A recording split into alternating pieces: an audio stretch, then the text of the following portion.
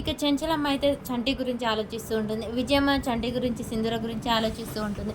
అసలు సింధూర ఇలా చేయటం ఏంటి? చంటి కోసం ఎదురీయటం ఏంటి? అని చెప్పేసి చంటి, సింధూర అన్న మాటలన్నీ ఇద్దరు చెంచలమ్మ, విజయమ్మ ఇద్దరు ఒకే తీరుగా ఆలోచిస్తూ ఉంటారు. ఒక పనివాడి కోసం సింధూర చంటికి ఎదిరించడం చెంచలమ్మ కోసం నాకు నమ్మశక్యం కావట్లేదు. చంటి కోసమే ఇలా నన్ను సింధూర ఎదిరియటం నేను ఎప్పుడూ చూడలేదు. ఒకవేళ వాళ్ళిద్దరిది ప్రేమ ఇంకేమన్నానా అని చెప్పగానే సింధూర ఎదిరిస్తూ ఉంటుంది. చెంచలమ్మ ఒకవేళ సింధూర మీద చాలాసార్లు ప్రాణాపాయ స్థితిలో కాపాడాడు కాబట్టి ఒకవేళ అది గౌరవం, నమ్మకం, ప్రేమ అయి ఉంటుందా, లేకుంటే ఇంకేదైనా ఉంటుందా అని చెప్పేసి చెంచలమ్మ ఆలోచిస్తూ ఉంటుంది. ఒకవేళ అది నిజంగానే గౌరవం, ఇంట్లో పనివాడు అనే నమ్మకం ఉంటే అంతగానం రియాక్ట్ అవ్వదు సింధూర.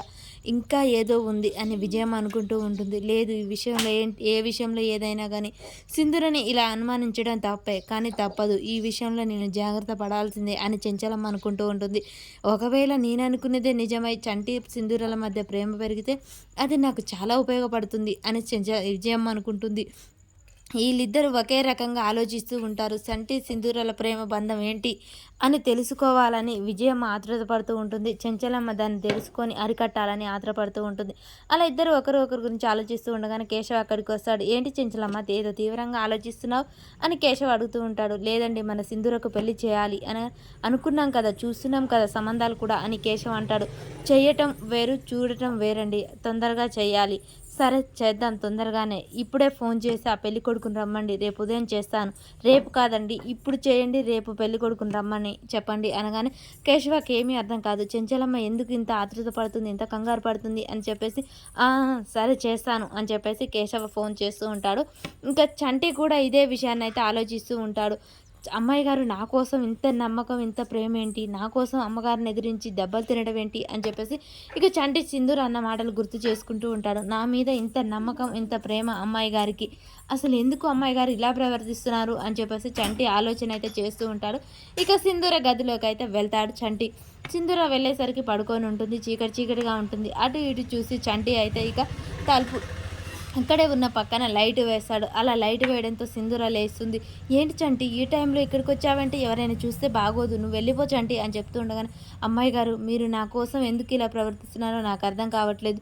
మీకు ఎందుకండి నా మీద ఇంత నమ్మకం, ఇంత అభిమానం అని చెప్పేసి చంటి అడుగుతూ ఉంటారు. నా కోసం మీరు దెబ్బలు తిన్నారు, ఆ దెబ్బలకు మందు రాయడానికి వచ్చాను అమ్మాయి గారు, మీరు అటు తిరగండి అని చెప్పేసి చంటి జేబులో నుంచి ఇక వెన్న తీసుకొని అయితే వస్తాడు. ఇప్పుడు ఎందుకు చంటి, నాకేం నొప్పిగా లేదు, నువ్వు వెళ్ళు అని చెప్పేసి సింధూర్ అంటుంది. అమ్మాయి గారు అలా అనకండి, కూర్చోండి, మీరు కూర్చోండి అమ్మాయి గారు అని చెప్పేసి చంటి అయితే బలవంతంగా సింధూరాన్ని కూర్చోబెడతాడు. ఇక అటు తిరగండి అమ్మాయి గారు అని చెప్పేసి సింధూరాన్ని అటు తిప్పి కూర్చోబెట్టి తన చేతిలో ఉన్న ఆ వెన్ననైతే అలా సింధూర ఒంటి మీద దెబ్బ తగిలి ఉంటే దెబ్బకు రాస్తూ ఉంటాడు. అలా సింధూర చాలా బాధతో చంటి రాయడాన్ని ఆనందపడుతూ ఉంటుంది. ఇక చంటి అయితే ఎందుకు అమ్మాయి గారు మీరు ఇలా చేశారు, నా మీద ఎందుకు మీకు ఇంత ప్రేమ, ఇంత నమ్మకం, అమ్మగారు దెబ్బలు కొడితే నన్నే కొట్టు, మీకు ఎందుకు ఇలా చేశారు అనగానే నా భర్తగా నీ మీద దెబ్బ పడితే నేను తట్టుకోలేను చంటి అని చెప్పేసి సింధూర తన మనసులో అలా మౌనంగా అంటుంది. ఇంకా సింధూర చంటి ఒకరంటే ఒకరు ప్రేమగా, ఒకరంటే ఒకరు అభిమానంగా చూపిస్తూ ఉంటారు. ఇక సింధూర అయితే చాలా చాలా అంటే చాలా చంటిని మిస్ అవుతున్న బాధను కలిగి ఒక్కసారిగా తిరిగి చంటిని అయితే హఠాత్తుగా హత్తుకొని నిలబడుతుంది. చంటికి ఏం చేయాలో తెలియక అలా అమ్మాయి గారు అని కంగారు పడుతూ ఉంటారు. సింధూర మాత్రం గట్టిగా చంటిని పట్టుకొని ఇంకా ఏడుస్తూ ఉంటుంది. మరి సింధూర నేనే చిన్నప్పుడు ప్రేమించిన అమ్మాయిని అని నిజం చెప్తుందా, నీ భార్యని అని అర్థమయ్యేలా చెప్తుందా, అసలు ఏం జరుగుతుంది అనేది మనకు రేపటి ఎపిసోడ్లో తెలుస్తుంది.